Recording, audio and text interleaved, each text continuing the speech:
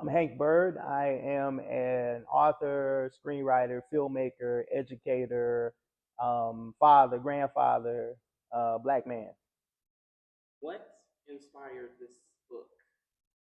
So, a couple things. What inspired the book was I had been single for a few years, and in that single season, I was having a lot of conversations with friends of mine, and so we would swap dating stories and laugh and cry and lament over things that we were experiencing out in the dating world.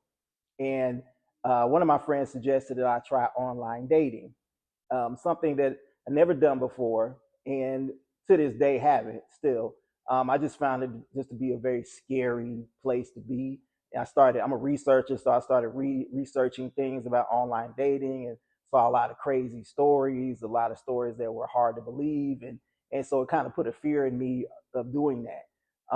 The other thing that inspired me was I'm a huge fan of speculative fiction. I'm a huge fan of anthologies. I love as a kid watching reruns of The Twilight Zone, Outer Limits, Night Gallery. I was just a big fan of Tales from the Crypt. I was just a big fan of anthologies. So I put all those things into writing this book. Why was it important to write about different dating experiences?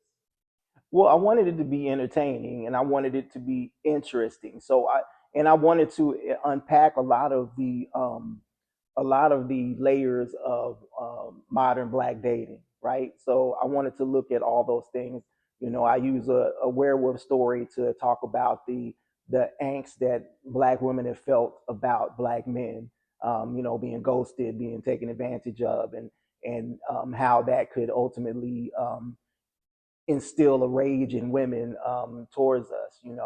I used the clone story to talk about women who would always tell me that each man that they date seems like a variation of the same dude, and I was like, okay, well, what if I took it a step further and made it something interesting? So I wanted to unpack the layers of modern black dating used through the lens of sci-fi, horror, and fantasy.